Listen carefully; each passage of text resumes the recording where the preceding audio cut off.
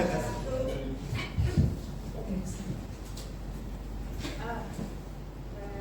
ini kita hari ini ya pertemuan kedua untuk mata kuliah keamanan jaringan. Terdengar? Sudah bisa terdengar ya? Ya. Di sini ada Mas Fatur. Mas Fatur, oh kemarin selamat ya.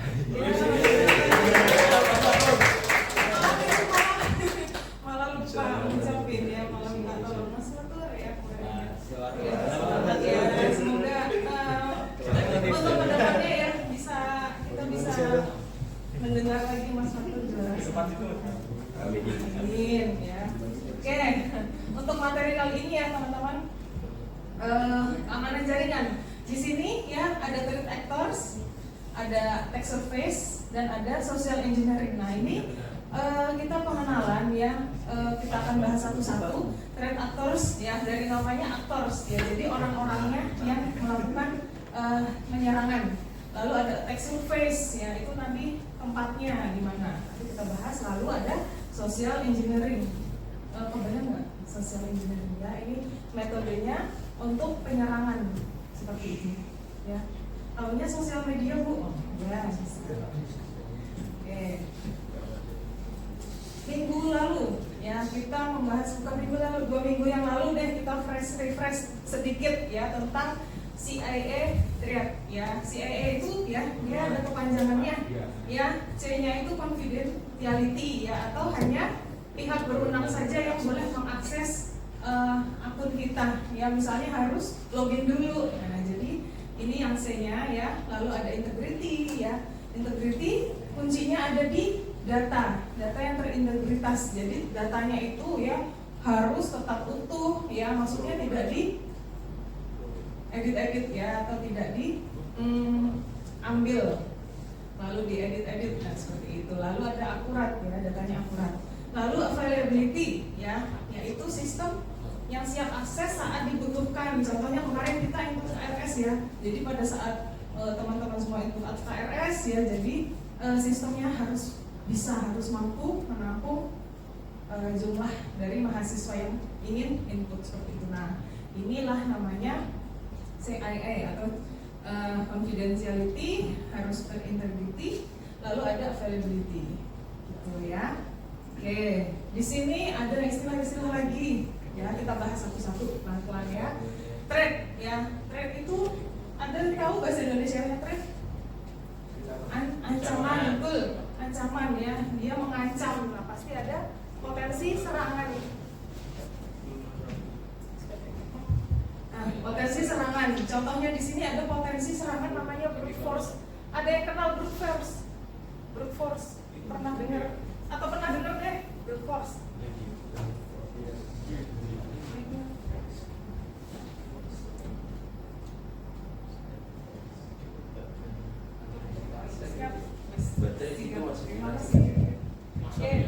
Brute force.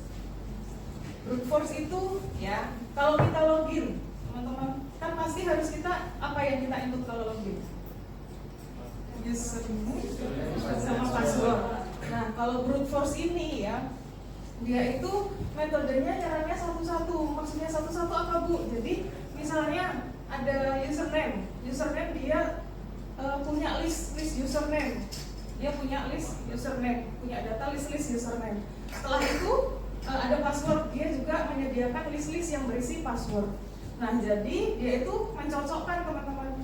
Ya, jadi siapa tahu ada yang cocok dan bisa masuk atau login ke akun kita seperti itu. Bu, kok ngerti sih Bu data-data kita, apa dia punya listnya random gitu. Nah, kalau untuk brute force ini ya, dia itu juga punya teknik teman-teman ya. Tekniknya itu misalnya dia mencari dia menggunakan information gathering atau mencari informasi kita ya. Jadi bisa secara langsung, bisa kepo-kepo ke kita ya, atau bisa langsung mengakses jaringan kita seperti itu, ataupun secara tidak langsung, misalnya melalui Google seperti itu. Dia nyari-nyari sendiri tanpa ada sentuh tangan langsung ke kita. Nah itu caranya ya, bagaimana dia mendapatkan informasi untuk masuk ke akun kita ya pakai brute force ini. Ya itu ancaman ya, apa namanya, ancaman ya, dia berpotensi juga untuk menyerang. Kebetulan bisa gitu, ya, ancaman. Setelah itu ada vulnerability atau kerentanan sistem. Ternyata sistem kita juga punya keadaan di mana dia itu rentan ya. Misalnya kalau di sistem password rumah, nah, itu salah satunya.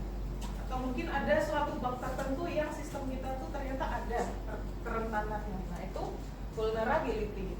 Yang terakhir ada risiko atau dampak ya. Dampaknya akun kita diambil alih nih kalau misalnya terkena brute force gitu ya. Jadi dia ada vulnerability ya, ada kerentanan sistem dan ada threat. Nah, makanya dia ada resikonya. Resikonya itu ternyata juga ada parameternya seperti itu. Nah, ya, jadi kita nanti akan membahas ya di sini vulnerability ya dan threat. Nah, di sini ada list-list, kita akan membahas satu persatu di sini. Oke.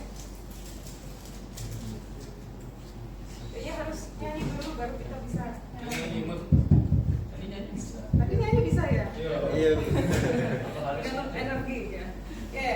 Nah, kita lanjutkan dari gambar yang tadi ya. Jadi ada kerentanan atau vulnerability, ada threat atau ancaman. Nah, nanti dia berisikonya apa? Misalnya akun kita diretas ya. Contohnya deh ya, kita kasih contoh kasus dulu. Misalnya ya, ada aplikasi web. Nah, ternyata ada web nih ya. Terus di dalam web itu ada SQL. SQL itu pernah dapat teman-teman SQL? Sekian. Saya bawa aja nih, Mas. Siap.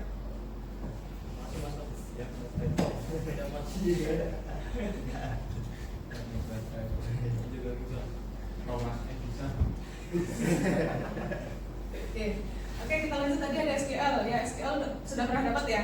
SQL itu biasanya nyambungnya kemana sih? Database. Ke database ya. Jadi kalau kita login masuk ke database, nah nanti kita lebih ke SQL. Nah, di sini jenis kasusnya ada SQL injection. Siapa yang tahu bahasa Indonesia injection? Inject. Oh, bukan ya. Nah, inject itu dia menyuntik ya. Injection, menyuntikkan. Jadi dia itu menyuntikkan ke coding SQL. Nah, ini namanya SQL injection. Jadi coding-coding yang dalam SQL ya, misalnya kita mau nambah nama, nambah table ya, select table, nah seperti itu ya. Nah, itu nanti dimasukkan ya atau diedit ya data coding-codingnya ya. Jadi misalnya dia masukkan di sini ya SQL injection. Kita bahas dulu ya. Yang pertama ada aset. Jadi di vulnerability atau kerentanan itu ya ada asset value ya, asetnya kita yang berharga. Contohnya aset kita yang berharga misalnya di SQL injection itu ada basis data atau database pengguna. Ya, nah nanti database-nya itu berisi nama, email, password dan password yang sudah di-hash. Password yang sudah di-hash itu sudah dapat kriptografi? Sudah ya, password yang di-hash. Passwordnya itu sudah diberikan beberapa proses. Jadi password yang kita masukkan nilainya ya tidak sama dengan yang ada di database nanti karena sudah di-hash, sudah diproses kriptografi di situ ya. Jadi isinya bukan misalnya password saya ABC123, nanti di dalam database-nya tidak berisi ABC123 ya, nanti isinya bisa berbeda seperti itu. Nah, namanya itu password yang sudah di-hash, password hash. Oke, selanjutnya ada vulnerability ya, tadi kerentanan ya. Misalnya ada input form yang tidak divalidasi. Nah, ini tekniknya di SQL injection. Lalu ada threat. Nah, threat itu ancaman. Ternyata ancamannya itu ada dua, teman-teman ya. Ada dua. Yang pertama aktor dan vektor. Ya, tadi ada aktor sama vektor ya. Jadi ada penyerang eksternal menggunakan SQL injection melalui login form ya, atau field input lain. Nah, seperti ini ya. Jadi aktornya ini dia menyerangnya, tempatnya itu dia melalui form login seperti itu ya. Nanti kita bahas lebih dalam. Setelah itu ada impact atau dampaknya ya. Dampaknya ternyata kebocoran data ya, pencurian akun, manipulasi database. Lalu ada likelihood ya, likelihood itu kemungkinan yang terjadi. Nah, kemungkinannya itu tinggi nggak atau rendah nggak? Nah, kalau tinggi itu bila pengembangan lalai dan tidak menggunakan preferred statement. Nah, ini salah satu metode juga ya di dalam pembuatan SQL seperti itu.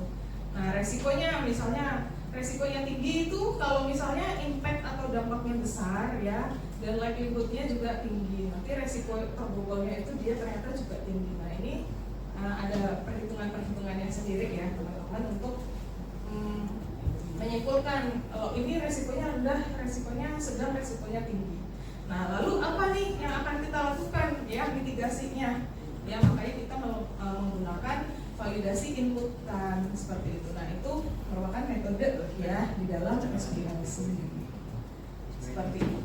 Oke, kita bahas ke threat factor ya. Threat tadi ancaman. Actors berarti orangnya ya, orangnya yang mengancam. Nah, kita bahas nih satu-satu siapa aja sih ya yang bisa mengancam ya. Yang pertama ada script kiddies. Kita pernah dengar script kiddies ya? Script kiddies itu seseorang ya yang tidak mempunyai atau mungkin memiliki kemampuan yang rendah untuk melakukan hacking ya dengan cara memanfaatkan tools yang siap pakai dari internet ya tanpa memahami cara pakainya. Jadi kita pakai aja nih, misalnya ada software atau ada tools ya untuk membobol ya seperti itu. Nah, ini namanya script kiddies ya. Dia nggak tahu cara kerjanya, kita nggak tahu ya, tapi dia bisa pakainya. Ya, ini masuk ke golongan script kiddies. Penjelasannya dia ya meskipun orang itu tidak memahami secara teknisnya ya, tapi script kiddies tetap bisa menimbulkan kerugian ya, barangkali dia memang benar-benar bisa nyerang atau bisa merusak sistem. Nah, itu juga bisa menjadi threat atau ancaman seperti itu ya.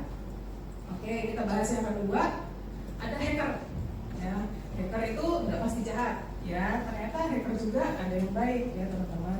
Nah, di hacker ini ya ada istilah namanya lone hacker ya, lone jadi sendiri ya, hackernya sendiri. Nah, lone hacker ini ya ternyata seseorang atau individu yang beraksi sendirian, tidak bergabung dalam kelompok. Oke, dia termasuknya lone hacker istilahnya ya. Nah, di hacker ini ya ada dua jenis, yang baik dan yang jahat ya. Kita bahas yang baik dulu deh ya. Yang pertama yang baik ada namanya white hats. White hats ya. Dia memiliki etika ya, etika untuk melakukan suatu pencarian informasi ya, seperti itu. Dia legal karena dengan izin ya, dengan izin. Nah, contohnya ya white hats itu ya, di sini ada bounty hunter ya, dia yang mencari bug-bug dalam sistem.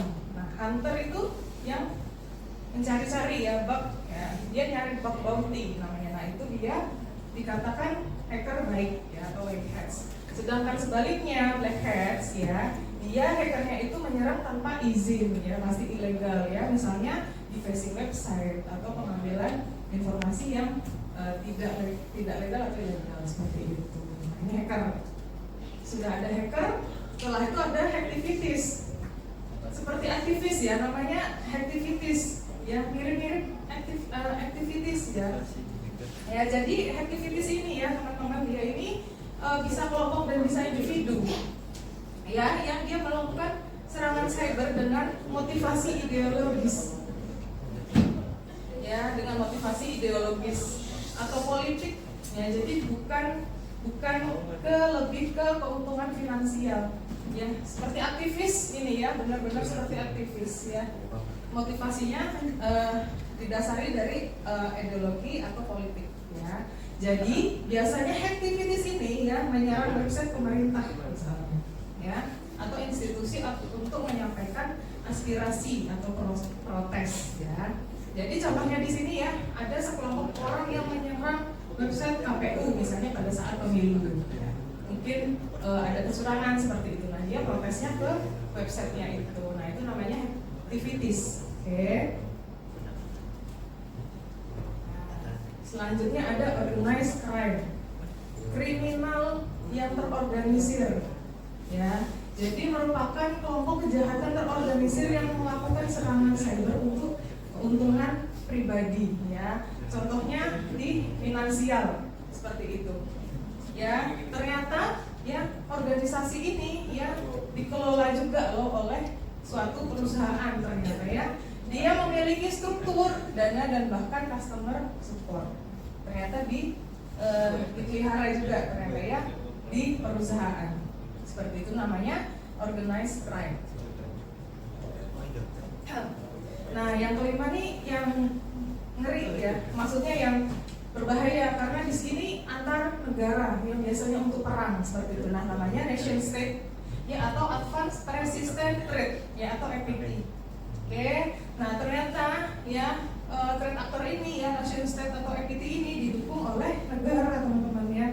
Nah, dia bisa menggunakan sumber daya besar untuk serangan jangka panjang dengan tujuan ya spionase, politik atau sabotase. Spionase itu apa sih? Spionase mata-mata. Iya, dia bisa menggunakan ini untuk mata-mata dan didukung negara loh. Ternyata ada juga ya. Nah, jadi biasanya dia itu menyasar ke infrastruktur yang kritis ya, infrastruktur negara yang kritis, misalnya di kelistrikan, kemiliteran atau ke pemerintahannya. Ya, contohnya di sini juga pernah ada ya teman-teman kasus namanya malware Stuxnet. Ya, dia itu menyerang fasilitas nuklir di negara Iran seperti itu. Nah, ini namanya sudah satu negara ya, nation state seperti itu. Nah, selanjutnya ada insider orang dalam ya, ini insider threat. Ancaman berasal dari orang dalam organisasi ya, baik itu mau sengaja ataupun tidak sengaja ya. Jadi ada dua tadi ya, sengaja atau tidak sengaja. Kalau yang sengaja misalnya ya, misalnya ada karyawan atau staff dia mengakses data perusahaan lalu dia menjual belikannya. Nah, itu sengaja ya atau malicious. Kalau yang tidak sengaja atau negligent ya, jadi staffnya itu contohnya lalai menyimpan password ya, dia simpan password itu ditaruh di sembarangan, contohnya di sticky note, jadi semua orang bisa mengakses seperti itu. Nah, itu artinya tidak sengaja padahal, tapi ternyata menimbulkan ancaman juga gitu, oke? Ya. Baik, selanjutnya ya, tadi ada atribut di threat actors dan nanti ada insider. Jadi atribut utama ya di threat actor ini ya ada yang dari internal dan eksternal ya. Lalu tingkat kemampuannya dari threat actor ini dia ada low capability ya, contohnya low tadi scriptidis ya, dia pakai tools yang siap pakai. Ada tingkat kemampuannya ada high ya, high capability ya, dia menciptakan serangan baru, dia membuat serangan. Nah, setelah itu ada sumber daya yang dipakai ya, individu dengan keterbatasan versus aktor dengan dukungan finansial, politik atau militer. Nah, untuk insidernya ada kompetitor ya, kompetitor melakukan spionase industri atau menyebarkan disinformasi. Bedanya disinformasi sama misinformasi apa? Kebayang nggak? Disinformasi sama misinformasi. Kalau disinformasi itu dia menyebarkan berita yang memang sudah tidak betul. Kalau misinformasi berarti saya salah nangkep. Saya salah nangkep nih, miscommunication.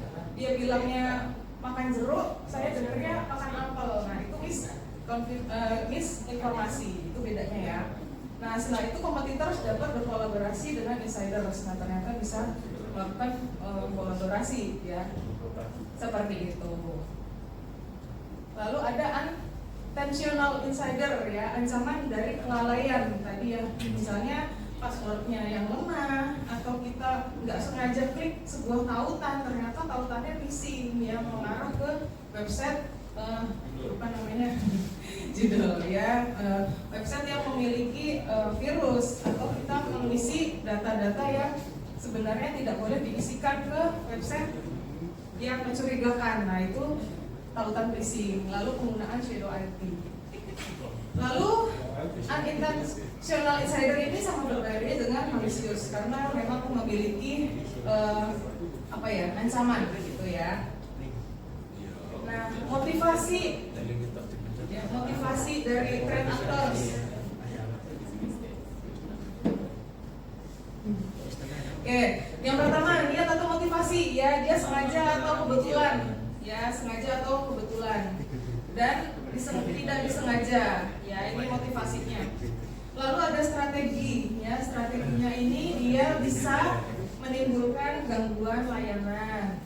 Lalu dia bisa strateginya dengan cara mencuri data. Lalu strateginya dengan memberikan informasi yang tidak benar. Nah ini strateginya ya.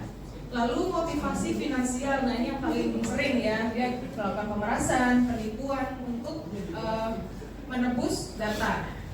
Setelah itu ada motivasi politik. Motivasi politik ya, contohnya ada whistleblower. Pernah dengar whistleblower?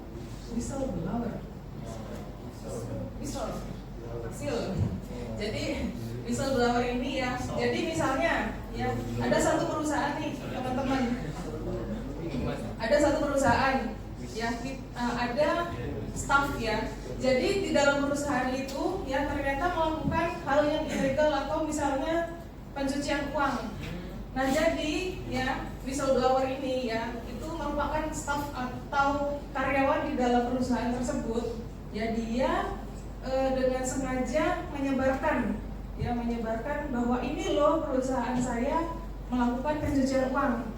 Nah itu namanya whistleblower. Kayak apa ya, di film apa? Yang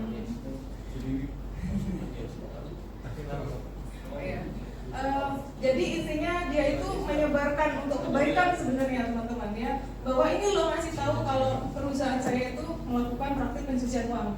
Tapi di sisi lain terkadang ya, karena ada oknum-oknum tertentu, nah jadi orangnya ini, stafnya ini atau whistleblowernya ini dia malah kena pidana karena mencemarkan nama baik atau menginformasikan, memberikan data-data yang dianggap rahasia ke publik seperti itu. Nah itu namanya whistleblower, orangnya yang menyebarkan data itu ya. Selanjutnya ada motivasi politik ya, di sini ada kelompok kampanye ya, terus ada aktor negara juga. Selanjutnya yang kelima ya, ada chaotic motivation ya, serangannya dilakukan tanpa tujuan jelas. Jadi ingin senang-senang aja nyerang ya, jadi ingin menunjukkan kemampuannya. Nah ini namanya chaotic motivation. Nah yang kelima ada disinformation ya, menyebarkan informasi palsu untuk memanipulasi opini publik ya, atau melemahkan kepercayaannya. Jadi dikasih negatif komen kayak gitu ya, begitu. Oke, tadi ada threat actor, sekarang ada attack surface dan vector. Apa tuh? Ya. Jadi ya attack surface ini ya tempatnya ya teman-teman. Tadi sudah orangnya, sekarang tempatnya dia nyerang. Oke, nyerang jaringan ya. Yang pertama ini yang sebelah kiri ada attack surface. Attack surface itu merupakan semua pintu masuk yang bisa digunakan oleh penyerang. Sebelahnya ada threat vectors. Definisinya juga merupakan semua jalan yang dipakai untuk masuk atau penyerang. Kok mirip? Bedanya apa sih? Ya. Jadi ya untuk attack surface ini ya, dia itu merupakan list-list apa saja sih yang bisa digunakan untuk pintu masuk penyerang. Jadi list-listnya semua di list. Pintu masuknya apa aja semua di list. Oke. Setelah itu kalau threat vectors ya, jadi setelah ada list, nah nanti penyerangnya tuh mau masuk dari mana saja. Nah nanti dia ngambil di listnya tadi. Nah itu namanya threat vector. Jadi tempat yang memang dia masuki untuk penyerangan. Itu bedanya ya. Kalau ini list-listnya semua. Kalau yang ini threat vectors ini dia cuman dia memilih jalan mana. Nah itu namanya threat vectors. Oke, dapat ya. Bisa ini ya. Nangkep ya teman-teman ya. Oke, nah untuk list-listnya ini ya teman-teman, untuk garis besarnya ya di sini dapat berupa ya fisik atau hardware-nya. Ternyata serangan bisa melalui hardware-nya. Lalu ada juga berupa jaringannya. Contohnya di sini ada portnya terbuka atau melalui router. Ya, ini pilihannya ya. Lalu yang ketiga ternyata ya bisa melalui aplikasi. Sini ya. Misalnya ada bug pada software atau celah di SQL ya, makanya dapat serangan SQL injection atau XSS atau cross script seperti itu. Nah itu melalui aplikasi. Nah yang keempat ternyata bisa juga melalui manusianya ya, atau staffnya ya yang bekerja ya. Misalnya staffnya terkena social engineering. Social engineering itu apa, nanti kita bahas setelah ini. Oke, jadi ini tempat-tempatnya mana aja sih yang berpotensi ya untuk penyerangnya itu masuk. Setelah itu kita bahas yang threat vector ya sedikit. Jadi ini pilihannya, dia mau lewat mana sih penyerang itu masuk ya. Ini contohnya ya, misalnya pada human tadi ya, atau manusia, dia ternyata lewat phishing ya, ternyata lewat phishing. Contoh lagi misalnya physical atau fisik ya, dia masukin malware ke USB. Nah itu jalannya. Terus contoh lagi misalnya dia pakai jaringan ya atau network, exploit port terbuka, dan dia pakai port-port itu untuk masuk menyerang. Nah itu namanya contoh-contohnya dia masuk melalui mana aja gitu ya. Oke, ini ada gambar ya, lumayan ya tulisannya. Nah jadi di garis ini ada garis ya teman-teman. Yang atas ini ya, kalau teman-teman buka PPT-nya sendiri ya. Yang atas ini ada internet, ada local network atau LAN. Ya, jadi ini tuh garis internetnya ya, jaringan internetnya ya. Yang pertama ini ya. Nah, ini serangan ya, kalau internetnya masih dari luar ya. Dari luar nyerang ke dalam. Ya, ini ada di dalam ya. Di dalam, dan yang bawah ini nanti kita bahas dia serangannya internal atau orang-orangnya yang bekerja di dalamnya. Seperti itulah. Oke, kita bahas dulu yang serangan dari luar dulu ya.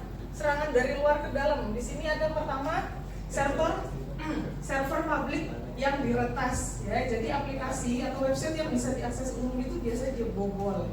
Nah, ini contohnya ya. Lalu ada serangan DOS atau DDoS ya. Jadi server ya, server dibanjiri traffic sampai dia mati. Begitu mati dia masuk. Oke. Lalu ada DNS ya. Dia DNS ya. Servernya diretas. Jadi DNS itu domain name system. Domain name system. Ya, DNS itu domain name system. Jadi yang biasanya link, ya biasanya bentuknya URL. Misalnya unimusac.id. Nah, dia nyerangnya di situ di DNS. Ya, nama domain diarahkan ke alamat palsu. Ya, jadi kalau kita buka, ternyata keluarnya yang lain gitu ya. Oke. Setelah dari luar, terus kita masuk ke dalam ya. Yang nomor 4 misalnya ya, email berisi virus. Nah ini contohnya ya, ada email kita download ya, ternyata email tersebut ada virusnya. Lalu virus emailnya tersebut ya, filenya tersebut kita buka di komputer kantor misalnya ya. Jadi nanti internalnya ya ikut terjangkit. Kenapa ikut terjangkit ya? Karena pakai LAN. Nah jadi dia ikut terjangkit ya. Terus ada yang nomor 5 ya, ini teman-teman sudah masuk ke dalam ya. Server internal terinfeksi ya. Jadi setelah emailnya masuk ya, kan dibuka nih sama staffnya ya. Nah terus ternyata dari komputer satu itu ternyata ya, dia terdapat malware di situ ya untuk file emailnya. Terus dibuka, terus akhirnya menyebar ke server-server dalam lewat LAN. Gitu ya. Nah itu yang dari dalam. Nah yang dari dalamnya sendiri ya, tadi ada dari luar, terus luar masuk ke dalam. Setelah itu, nah ini yang kita sendiri orang-orangnya ya. Jadi di situ ya ada perangkat tidak resmi. Contohnya ya, kita buka hard disk ya atau flash disk ya, ternyata itu ada malware-nya, ada virusnya, itu bisa masuk.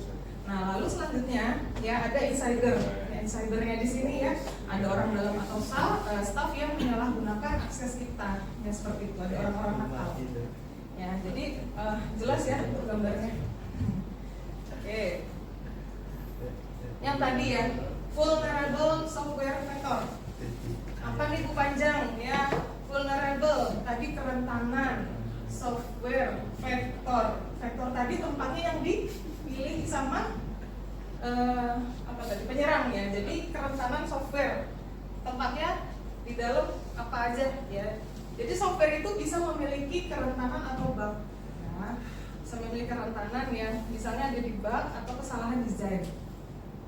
Lalu juga ternyata software itu juga lambat ya, maksudnya jarang di patch, jarang diperbarui, jarang di patch ya karena kompleks lama gitu. Jadi kadang malas ya kita mengupgrade sistem. Lalu yang ketiga ada sistem atau aplikasi yang sudah tidak didukung vendor. Contohnya ya, contoh yang tidak didukung vendor misalnya Windows XP yang Windows sudah lama sekali, itu sudah tidak ada perbaikan atau upgrade sistem. Nah, jadi itu rawan juga gitu ya. Nah, itu contohnya yang sudah tidak didukung vendor. Nah, ini ada network vector. Network itu jaringannya, vektor itu tempatnya, jadi tempatnya jaringan. Masuknya lewat jaringan, oke? Jadi serangan bisa dilakukan dari jauh ya, atau remote, atau dari dekat atau lokal. Ya, jaringan tidak aman dapat mengganggu CIA threat. Lalu faktor spesifiknya di sini ada tempatnya ya. Di sini misalnya port fisik atau VLAN ya, atau di wirelessnya ya, atau di default kredensial, atau misalnya passwordnya tidak diganti-ganti. Nah, itu bisa melalui situ ya, port terbuka. Contoh kasusnya ya, misalnya kamera CCTV tidak diganti passwordnya, artinya masih pakai password bawaan seperti itu lewat jaringan. Lalu selanjutnya ada lure based vector. Lure itu seperti godaan ya. Nah, jadi dia itu membuat kita sebagai user itu tertarik ya. Jadi kita tuh penasaran apa sih isi filenya ya, apa sih isi linknya, apa sih isi websitenya. Nah, jadi kita tuh nggak sengaja ya, atau mungkin sengaja tapi nggak tahu karena penasaran ya teman-teman. Jadi dia tuh membuka atau mengklik perangkat tersebut ya. Misalnya Trojan horse .exe yang tampak normal namun berisma. Nah, ini contohnya dari lure based vector. Nah, ini message based vector ya. Dia dari pesan, masuknya dari pesan ya. Misalnya dari email kita, dari WhatsApp ya, seperti itu, dari DM sosial media dan lain-lain ya. Tentu paling umum biasanya phishing email ya. Contoh lain ya, ada SMS atau WA dari kurir ya, akun kurir dia memberikan suatu link. Nah, itu yang terakhir kejadian beberapa waktu yang lalu ya, kurir paket. Nah, dia masuknya ke message based vector.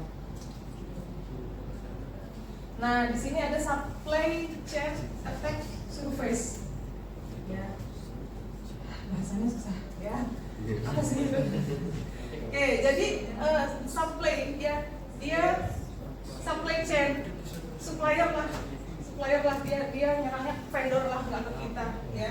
Dia nyerangnya ke vendor, nggak ke kita, nggak langsung ke kita. Jadi contohnya penjelasannya ya, dia itu nggak langsung ke target utama atau kita, tapi melalui vendor atau mitra ya. Jadi misalnya dia itu langsung nyerangnya ke pabrik software, atau langsung nyerangnya tuh ke vendor hardware. Terus nyerangnya ke cloud. Dia tuh misalnya nyerangnya langsung ke Windows-nya, langsung ke misalnya Chrome-nya. Jadi langsung ke vendor. Misalnya Windows ya. Kita kan sebagai pengguna ngerti kalau Windows aman ya, kita install aja.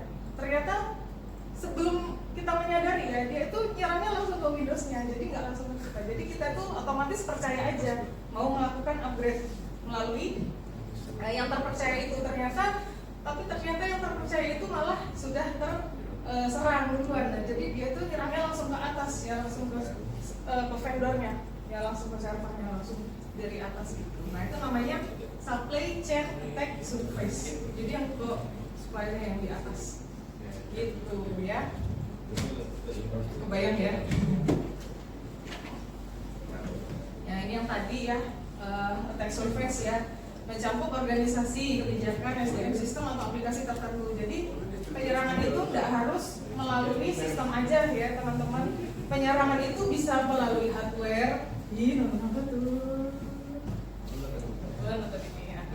Langsung maju tadi, maju. Oke.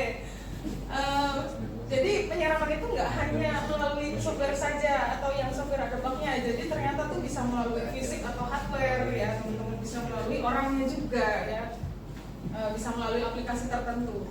Aktor berkemampuan tinggi dapat memperluas attack surface dengan mengembangkan vektor baru. Jadi ternyata yang punya kompetensi yang tinggi dia bisa menciptakan vektor baru tempatnya tidak terduga nih ternyata ya kayak gitu. Nah ini namanya mengembangkan vektor baru. Ya tempatnya ternyata yang tidak terduga melalui mana. Oke. Baik kita bahas software jadi social engineering. Oke, social engineering. Jadi itu ya melalui social engineering yang melalui orangnya, jadi nggak langsung ke sistem. Jadi melalui orangnya, jadi namanya hacking the human. Nge-hack orangnya nih ya, jadi memanipulasi orang yang bukan nyerang sistemnya.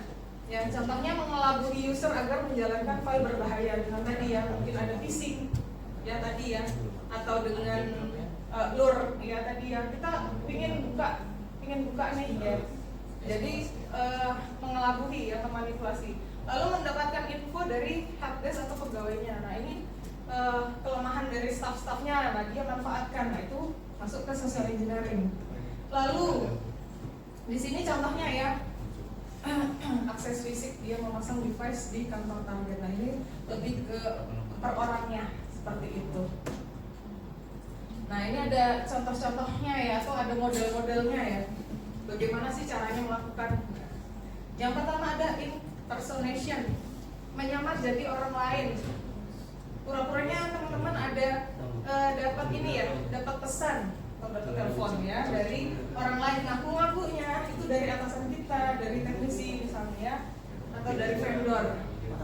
Tekniknya dia persuasif, otoritas dan mengancam.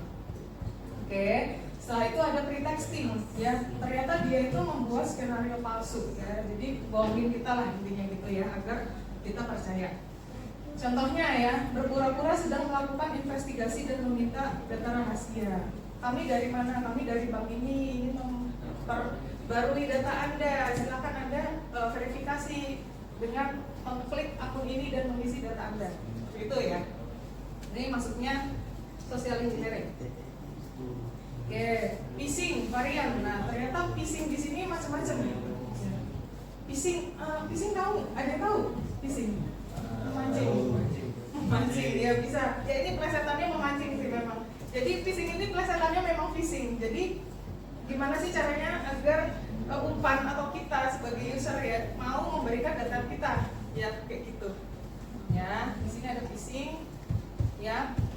Biasanya melalui email atau web palsu yang meniru layanan resmi. Jadi kalau teman-teman pernah melihat ada web mirip sekali dengan web aslinya, tapi begitu kalian lihat di URL-nya, misalnya bri.com biasanya atau bri.com misalnya, tapi di sini I-nya tuh ada dua, bri.com, tapi isinya dari website tersebut itu ternyata sama. Nah itu masuk ke phishing website. Jadi kita bisa mau login, database data kita masuk ke database-nya dia ya, database-nya punya BRI misalnya kayak gitu. Phishing via telepon bisa. Setelah itu ada smishing, SMS ya, ada farming. Bukan farming ya, farming mengarahkan user ke situs palsu dengan memanipulasi DNS ya, domain dan sistem, dan memanipulasi klik-klikan tautan seperti itu. Ya itu farming. Lalu ada spear phishing ya. Nah, ini contoh di bisnis email compromise BSC ya. Nah, dia ada beberapa metode ya, teman-teman. Ada spear phishing ya, target individu secara spesifik. Lalu ada bullying ya, targetnya dia langsung ke CEO seperti itu ya. Terus langsung ada CEO fraud. Penyerang pura-pura menjadi pimpinan perusahaan. Nah, jadi kita sebagai staff misalnya dapat email nih ya, ternyata isinya tuh cara penyampaiannya tuh mirip dengan atasan kita. Nah terus kita kan mau nggak mau harus percaya. Nah apa yang dia minta kita kasih seperti itu. Nah itu namanya CEO fraud. Lalu ada angler phishing melalui media sosial ya, media sosial customer support palsu. Misalnya ya kita ada keluhan nih, misalnya di Twitter deh ya, biasanya di Twitter kita ada keluhan. Nah di Twitter itu ada akun, misalnya akun IndiHome misalnya, IndiHome. Nah akun tersebut tuh sudah centang ya, sudah centang biru kalau dulu ya. Nah kita memberikan ya, apa namanya, keluhan kita, ya keluhan kita, ini kok lambat sih gini, atau ini saya kok mati. Nah, di akun tersebut ya dia ingin mengetahui ya, coba DM saya nomor yang diperlukan seperti itu, nomor data atau data rahasia kita, informasi rahasia kita, coba di DM saya. Nah, itu ternyata bisa juga ya, karena akun tersebut ternyata palsu. Nah, itu bisa juga ya dari angular phishing. Jadi media sosial customer support palsu. Ya. Nah, selanjutnya yang terakhir ada watering hole attack. Jadi yang menyerang situs pihak ketiga yang sering dikunjungi oleh targetnya. Setelah itu penyerang memkompromikan situs tersebut lalu menyisipkan malware. Korban terinfeksi saat mengunjungi situs tersebut yang dianggap aman. Jadi kita tuh sering buka apa sih? Ya YouTube misalnya YouTube. Nah, ternyata penyerangnya ke situ. Gitu. Oke. Ya, istilah-istilah pada social engineering. Tadi ada eliciting information ya, tujuannya untuk mencari informasi kita yang melalui percakapan biasa atau psikologis ya. Tadi ya sudah diteruskan. Kalau psikologis tadi misalnya kayak, oh ini lagi urgen nih ya, oh atau misalnya ini merupakan email dari atasan kita. Nah, itu masuknya ke psikologis. Atau kalau percakapan biasa misalnya telepon ya, Pak ini anak bapak kecelakaan, tolong kirim transfer sekian. Nah, itu percakapan. Lalu disinformation atau informasi yang dipalsukan ya, yang sengaja disebarkan untuk manipulasi. Terakhirnya ada ini ada bahas ya, informasi yang salah yang tersebar tanpa niat, nah, tapi bisa beresiko untuk dimanfaatkan, seperti itu ya bedanya. Oke. Nah, untuk ringkasannya ya dari awal kita fresh lagi ya, banyak sekali ya. Ya, yang pertama ada trend actors ya, orang-orangnya siapa aja tadi, ada script kiddies, ada hacker, ada activities ya, ada organized crime, yang paling keren nation state ini ya, terus terakhir ada insider ya, orang dalam. Ya, motivasinya ada berbagai macam ya teman-teman, finansial, geopolitik, informasi hingga chaotic ya, yang tadi cuma buat senang-senang aja ya, aku nggak butuh apa-apa, cuma pengen senang-senang aja gitu ya. Lalu setelah threat actor ya ada attack surface atau dan vector ya di sini. Jadi sudah kebayang bedanya ya teman-teman ya. Apa sih yang dimaksud attack surface, ada yang dimaksud attack vector ya. Jadi yang dimaksud dengan attack surface ya, fisik ya, jaringan aplikasi manusia dan supply chain. Nah, kalau serangan vektor dia biasanya ke software yang rentan ya, atau network atau jaringan, atau umpan ya, pesan digital dan ya, atau supply chain ini ya. Lalu yang selanjutnya ada social engineering. Tadi kita sudah bahas ya, kita yang dimanipulasi itu manusianya ya, bukan keserangannya, seperti itu ya. Metodenya ada impersonation, pretexting, phishing, business email, ada watering hole ya. Jadi intinya ya, setiap serangan cyber itu tidak hanya di teknis saja ya, tapi juga memanfaatkan kelemahan kita sebagai manusia ya, atau organisasi seperti itu. Oke, ada pertanyaan? Belum? Belum, tapi belum.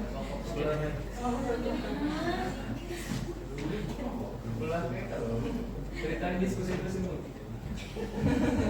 Elsa tadi mau Terus. Tapi aman atau ada yang kurang paham? Bagian mana yang belum paham? Aman ya? Aman ya? Ditanya ya, Bu. Aman. Oke, kalau gitu coba ya, diskusi kelompok deh ya. Diskusi kelompok ya, dua orang. 4.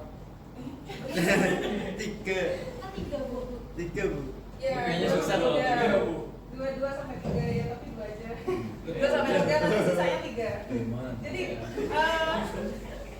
diskusi kelompok ya. Jadi teman-teman nih ya, Ya udah, bantu kelompok 2 sampai 3 orang ya. Pilih salah satu kasus social engineering. Nih, ini untuk kasus social engineeringnya. Ibu sudah coba berikan beberapa ya. Ada kasus A, kasus B, kasus C. Ya, kasus B, kasus C. Oh, sampai D. Oke. Ada beberapa kasus ya.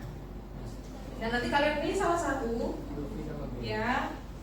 Nah, tugasnya identifikasi nih jenis social engineering apa sih ya. Jadi teman-teman pilih salah satu, misalnya mau yang B ya, misalnya B. Nah, ini jenis social engineering apa ya, termasuk social engineering apa ya. Kalian bahas, jabarkan ya, kalian jabarkan. Terus kasih penjelasannya kok kenapa sih kok masuk ke social engineering yang ini gitu ya. Terus jelaskan trik psikologis yang dipakai, misalnya ada urgen atau authority ya, atau apa beberapa ya. Nanti kalian pilih, kalian jelaskan ya trik psikologisnya dipakai apa aja sih ya. Terus tunjukkan ya apa sih isinya ya yang membuat pesan ini mencurigakan ya, kayak gitu. Lalu usulkan 3 tindakan mitigasi yang bisa dilakukan korban atau organisasinya. Gimana nih setelah kena, atau misalnya biar nggak kena tuh gimana ya. Mitigasi kan paham ya, mitigasi itu sebelum kena, pada saat kena, dan setelah kena, itu mitigasi ya. Ya, setengah jam. Nah, untuk kan dikit berdua, bertiga ya, berdua. Terus untuk kelompoknya mau dipilihkan atau pilih sendiri? Sendiri ya? Sendiri ya. Dari awal sendirian itu udah. Tapi dia nggak punya teman. Kamu itu aja. Nggak punya. Oke. Ini ya, jadi teman-teman pilih salah satu aja, terus jawab. Oke, jawab untuk penugasnya dijawab. Nanti ditulis di Word seperti biasa. Ya, di Word. Ini kan kelompok ya teman-teman, tapi untuk pengumpulan tugasnya individu ya, jadi semua mengumpulkan meskipun kelompok. Oke, silahkan. Diskusi kok. Oh Iya, yes. Ini sudah ada di Iftik. Oh, iya. Kamu sini ini kita coba toh. 2 sampai 3, ya 2 sampai 3 orang. Oke. Kita lagi gampang. Jadi langsung selesai, langsung dikumpulkan. Ya, nggak usah ada ininya guys. Oke. Jadi kita ambil mana ini baginya? Kita jago sama mau. Udah ada kelompok. Coba deh ada kelompok.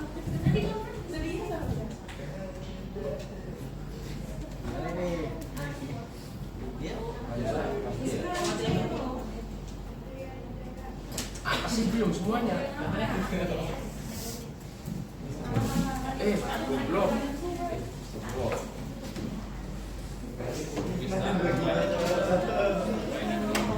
Contoh kasusnya apa aja? Keamanan.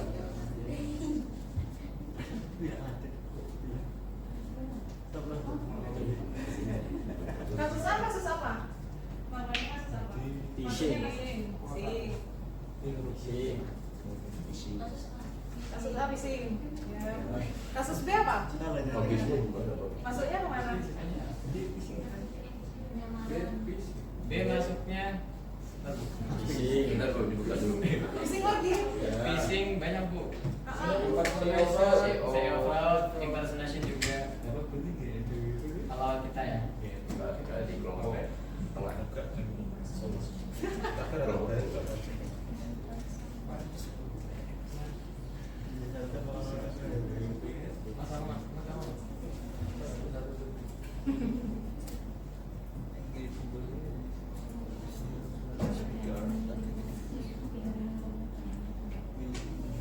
Masuknya mana? Welling.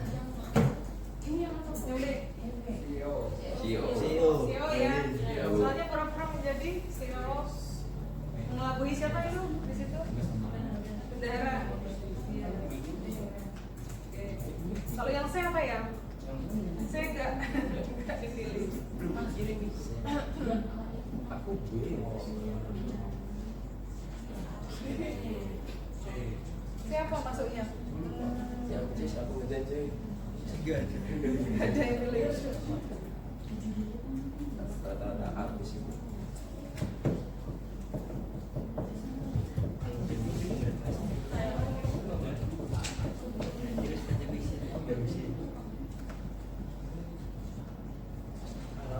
Masuknya ini ya, travel. Soalnya dia pakai pihak ketiga yang sering dipakai oleh si mahasiswa itu untuk mendaftar. Ya, jadi dia memanfaatkan pihak ketiga tersebut. Ya. Maksudnya. Terus yang terakhir, kasus D. Phishing. Phishing juga ya, tapi dia lebih ke linknya ya. Karena linknya dia memanipulasi link seperti itu ya. Phishing juga dia masuknya RR. apa nih? Oke. Sudah selesai semua ya? Udah Bu. Ya silakan di upload. Enggak cukup ya presentasinya. Enggak presentasi tapi absen aja.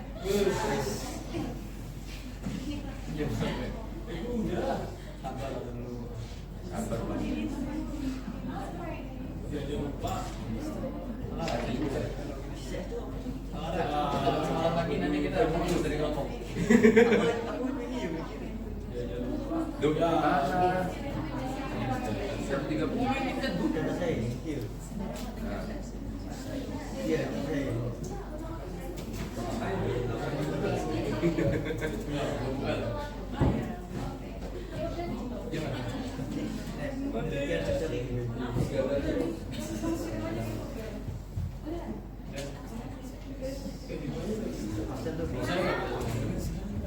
Bisa juga lah. Aku dari mana? Jawab ya?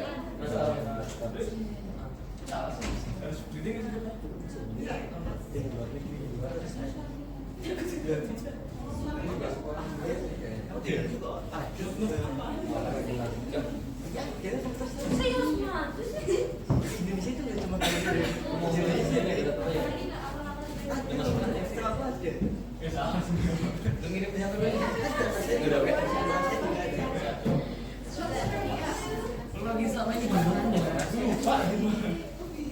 Kita masih ada satu pertemuan yang belum ya.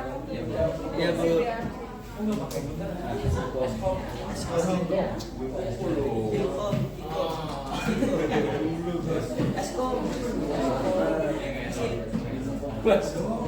Ini dia ada loh ini. Kira-kira kalau Kamis lagi bisa nggak ya? Apa? Kamis lagi untuk ganti kelas yang kemarin kosong. Bisa. Iya, Kamis terus. Atau nanti saya WA. Kamis terus aja, Bu. Kenapa? Kamis terus aja. Lupa. Kan seminggu. Kan hari Senin. Hari apa sih? Kita Senin. Senin. Senin itu Nggak ada WA aja. kita Senin ganti kali Kamis aja. Kamis aja, Bu. Ganti Kamis. Iya, terus. Yang kemarin kan kita masih kurang satu pertemuan. Ya. Coba nanti saya konfirmasi lagi ya. Ya, Bu. Apa? Apa tadi? Apa tadi? Kamu tim berangkat aja.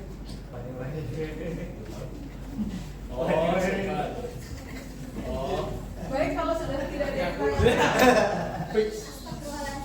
Jangan lupa di upload ya hari ini terakhir, hari ini maksimal pokoknya hari ini dikumpulkan. Ya, Bu.